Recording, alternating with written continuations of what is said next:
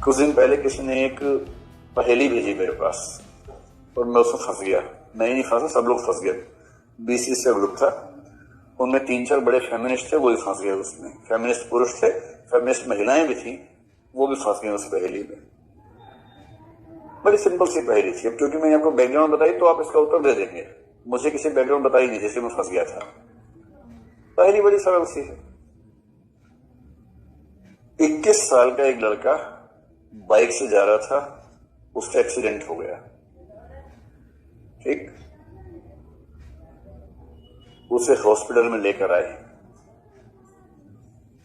और जैसे ही हॉस्पिटल में लेके आए तो उसका फादर जोर जोर से रोने लगा। फादर भागा भागा उसको डॉक्टर के पास लेके गया। डॉक्टर ने कहा सर्जरी करनी होगी, तो ऑपरेशन थिएटर में लगे तुरंत। और जैसे ही ऑपरेशन थिएटर में ले गए, सर्जन ने कहा ये तो मेरा बेटा है, इसका ऑपरेशन तो मुझसे नहीं होगा। तो ये दूसरा व्यक्ति कौन है? इसमें हम लोग सोच सोच के मर गए और इसका उत्तर था कि वो उसकी मां है। ये पहेली ये बताने के लिए कि सर्जन मां हो सकती, दिमाग में नहीं आता है।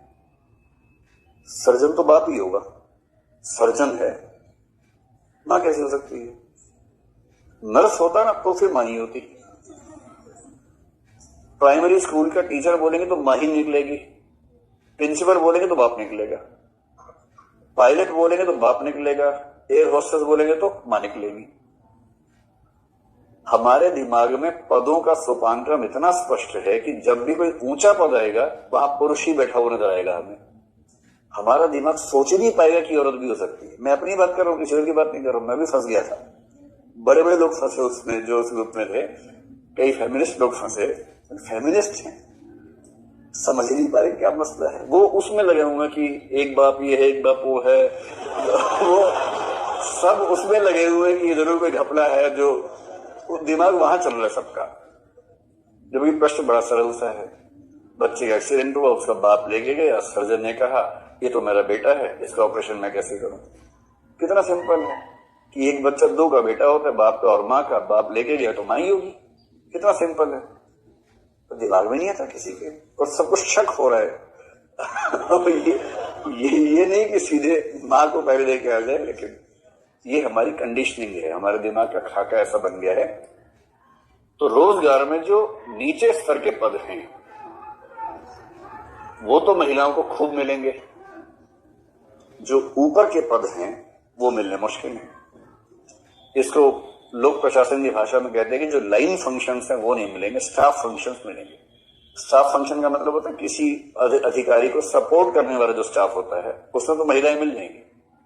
लेकिन जहां निर्णय लेने होंगे, बड़े बड़े फैसले करने होंगे, उस तरह के जो पद होंगे वहां पर महिलाओं की भागीदारी बहुत कम होगी। इसका एग्जाम्पल देख लीजिए। सुप्रीम कोर्ट के जजेस में महिलाओं की संख्या आज तक अधिकतम एक समय में शायद 2 रही है। 31 की स्ट्रेंथ थी, शायद अभी कुछ उन्होंने मतलब उसी स्ट्रेंथ के अंदर शायद कुछ और बढ़ा दी। अभी पहले प्रैक्टिकली 25 के आसपास रहते थे। अभी कितने इस समय जज हो गए पूरे? अगर वो 30 के आसपास है भी तो उनमें से महिलाओं की संख्या इस समय कितनी है वर्तमान में? 1 या 2 होगी मुश्किल से, है ना? 2 है ना? 30 में से 2 महिलाएं, क्योंकि सुप्रीम कोर्ट का जज होना चरम स्तर की बात है। भारत सरकार में सचिवों की संख्या 80 से 100 के बीच में रहती है। उनमें महिलाओं की संख्या अधिकतम 1 या 2 मिलेगी आपको, क्योंकि उस सेक्रेटरी का लेवल हाईएस्ट लेवल है, नहीं मिलेगा। प्रिंसिपल्स की दुनिया में, डॉक्टर्स की दुनिया में, जो बड़े सर्जन हैं उनकी दुनिया में, किसी भी स्तर पर जो बड़े अधिकारी देखेंगे वहां लोग कम मिलेंगे। और इसकी वजह क्या है? क्योंकि मतलब वही नए युग की नारी की परिपूर्णता एक मिथक है। मतलब नए युग की जो नारी है तथाकथित, वो भी उन चीजों में ही शामिल हो पा रही हैं जो थोड़ा सा व्यवसाय की दृष्टि से निम्न स्तर पर मानी जाने वाली चीजें। स्टाफ फंक्शन से बहुत ऊंचे स्तर पर उनको जाने का मौका नहीं मिल रहा।